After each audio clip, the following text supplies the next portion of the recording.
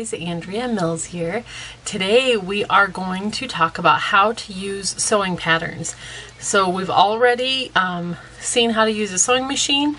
I've showed you how to shop for patterns and how to shop for fabric. So today I'm going to show you what to do with your pattern once you get it home. Now I have quite a few sewing patterns that I keep in these baskets. I have them stored underneath of this dresser right here, but I pulled them out so I could show them to you guys. I'm going to grab one of these out.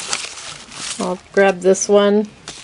And I'm going to show you some of the things you're going to run into when you have a pattern. So this is the one I'm actually going to be making today.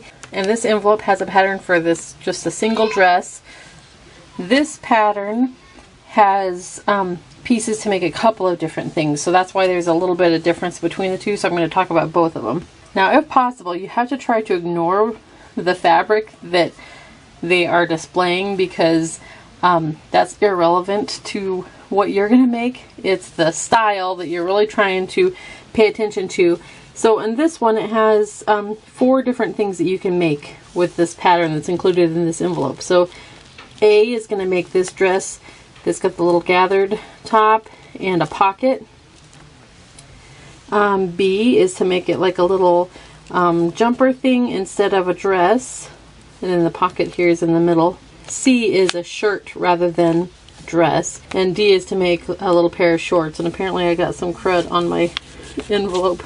This one is only for a single dress, as I said, so there's just the one picture on the front showing you what you can make with this pattern. The front of the pattern, you'll see a size indicator. This one is sizes 210 to 10 years. Most patterns are for multiple sizes rather than just one, although you might have the same pattern like infant sizes and then toddler sizes and then, you know, bigger kid sizes, and the same with adult clothes. They might have like the small, medium, large, and then another one that's like the extra large and bigger. So let's look at the backs. Here's our 4 styles that we can make again, and we have our sizes here so that you can decide which size you actually need.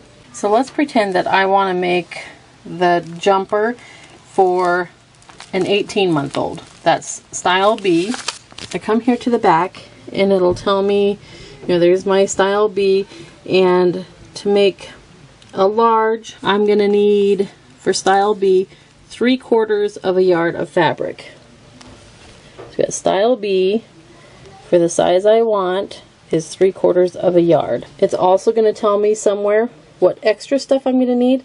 For style B, I'm going to need some interfacing. I'm also going to need, for style B, 2 1/2-inch buttons, a package of 1/2-inch wide single fold bias tape, a package of rickrack. That was for A, B, and C. For B, I will also need 1-inch bias tape, a 1/4 yard of snap tape for doing the snaps at the crotch, and I'm also, for doing B, going to need some 1/2-inch elastic.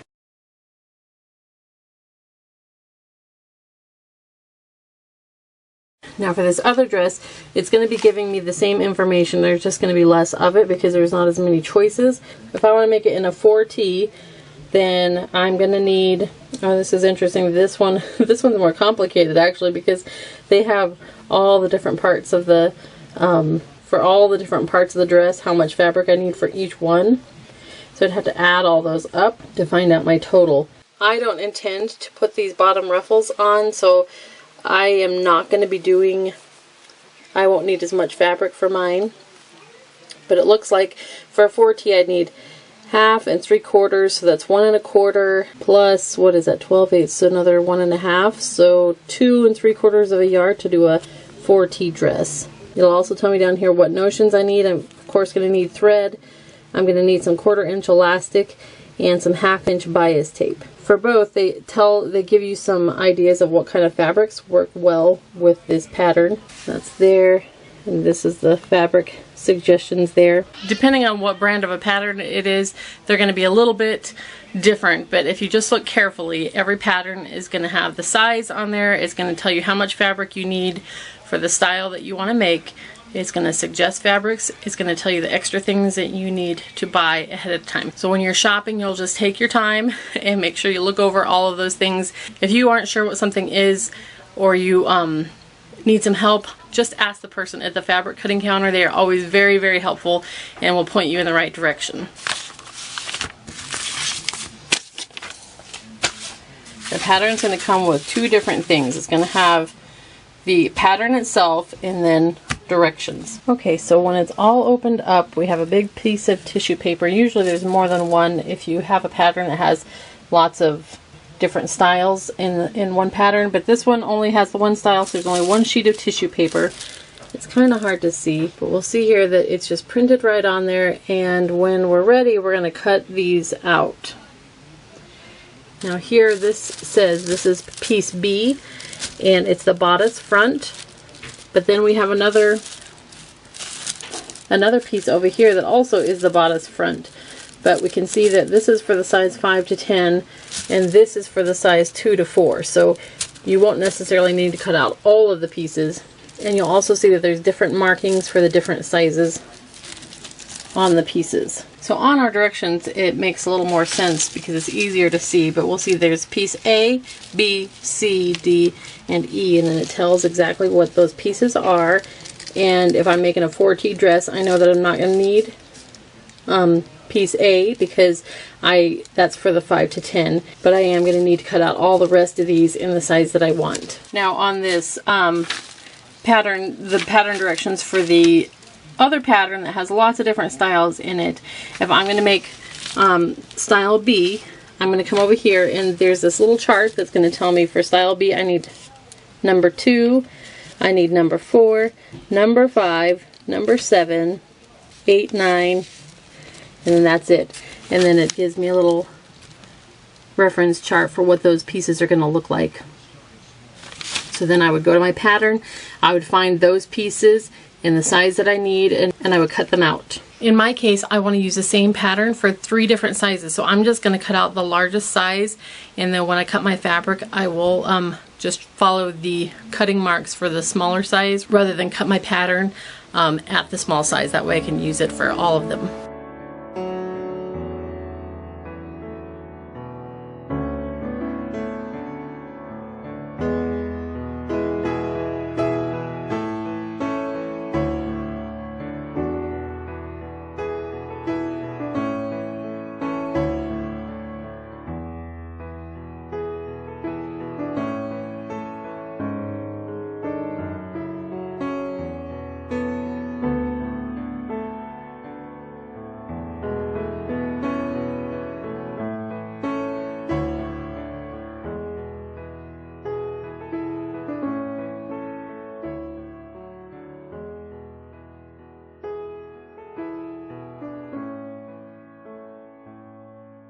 Now that I've got these cut out, let's look at the pattern piece and I'll show you a few things that you're going to see on it. Every pattern piece is going to be labeled with the name of the pattern or the number. This brand gives an actual name to the dress. Most brands just give a number to it. But anyway, so we have the name of the dress, we have which pattern piece it is, we have the letter that identifies it. It tells us how much seam allowance the pattern piece includes, meaning how far away from the edge you're supposed to sew.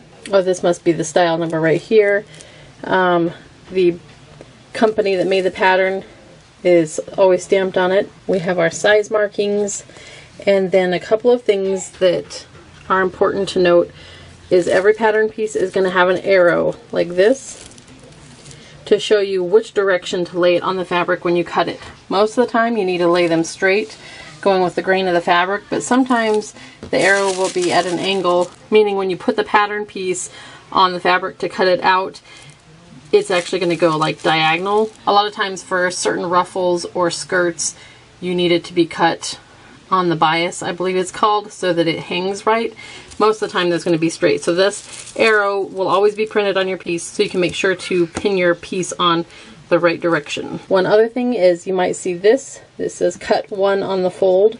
That means when you put this on your fabric to cut it, you actually need to have the fabric doubled over, and this will go right along the folded edge of the fabric. So when you open it up, rather than having 2 pieces, you will have 1 large piece. So let's just look at this one. We have all that same basic information. This time we need to cut 2 of these but we need to still have the fabric doubled over and the fold be right here. We're not going to cut the fold. We're going to make sure that that stays intact.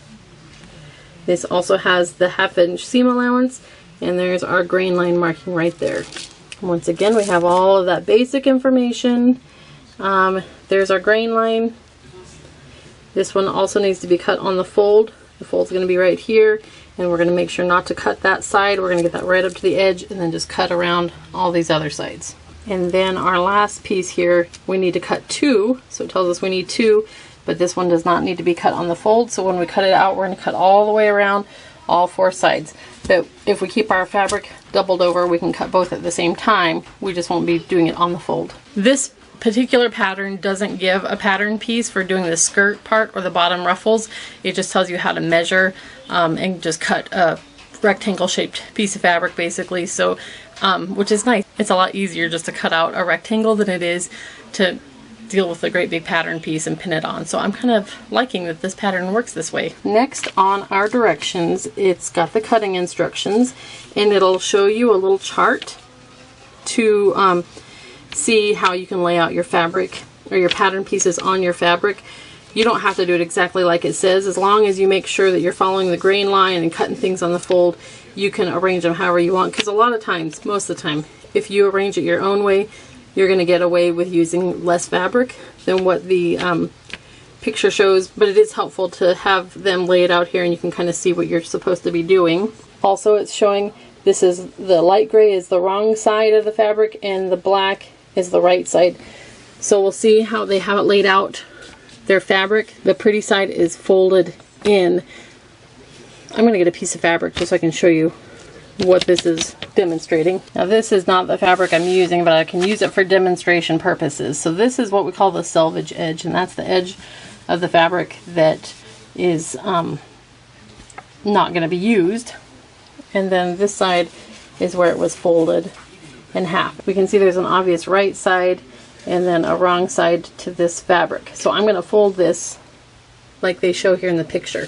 Okay, so they have the selvage folded into the middle, so I did that here, and then I now have a fold on this side and a fold on this side, and then this used to be the edge, but now it's in the middle. Laying it out this way gives you twice as many folded edges to pin your fabric onto. First, I'm gonna measure and cut out the skirt pieces, then I'll lay out the pattern pieces and we'll do the rest of the cutting.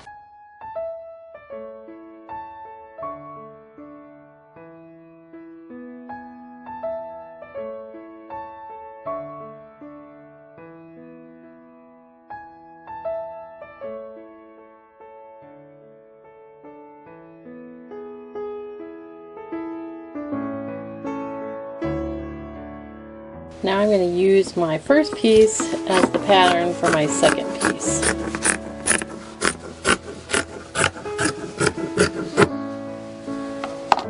Since I'm making 3 different dresses, I don't want to get the pieces mixed up as I cut all of them, so I like to use pins to identify whose is whose. So this one is going to be Eden's skirt, so I'm going to use yellow pins for her because that's her color that we organize by. So every piece I cut out for Eden will have some yellow pins in it. All the ones I do for Sophia will have blue pins. And it doesn't look like I have purple, so I'll use the pink ones for Claudia. I've got the pieces cut out for the skirt front and back and the ruffles. This is for Eden's and Sophia's skirt front and back, and then the ruffle at the bottom, and then Claudia's. So now we're going to start pinning on pattern pieces and cutting out the rest of the dress. This is going to be kind of complicated for me cutting out because I'm doing the 3 dresses. So I bought a lot of fabric. I have it on this bolt here. So I'm going to lay this out on my bed and work on cutting out all of the pieces. But I had this scrap left over from cutting out the skirts. So I'm going to use that to demonstrate how you pin the pieces on and then the cutting part. So you remember that we're watching for that grain line marking. So I made sure that when I put my pattern pieces down that I was going with the grain of the fabric. And I'm supposed to cut it on the fold, so I have the fabric folded in half, and this is going right up against the edge of the fold. That's the same with this one, and I only need to cut 1 for each of them, meaning I don't need to pin this down and do it a second time. When I have this, I will have 1 full piece. Now I want to cut this at the size 7/8, so I'm going to just cut slightly under the edge of my pattern piece to get it to the right size. I use a couple of straight pins to hold the piece down, like that. For patterns that I really like and use a lot, I cut the pieces out of flannel, and then I mark them with a Sharpie. I just write on there all the pertinent information, and then you can just lay it right down on your fabric without having to pin anything and cut around it, and it makes it go a lot faster. So if this turned out to be a pattern that I want to reuse many times in the future, I would probably cut out the whole dress in flannel and then use those flannel pieces as my pattern. But especially because pinning through tissue paper, after a while it starts to get worn out doing it over and over again. But if you're only going to use it a few times, though, don't bother with doing something like that. Just stick with the tissue paper pieces and call it good.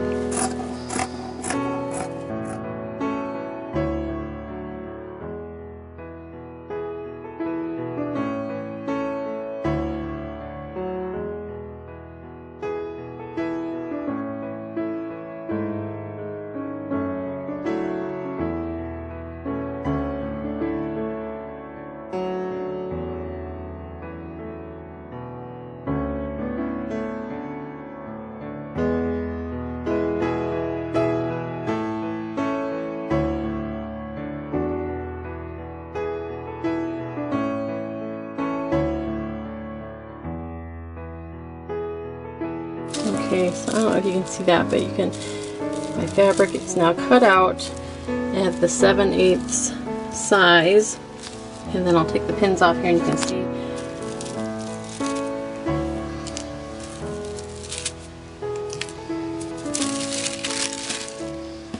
When we open it up, we have the front of our dress.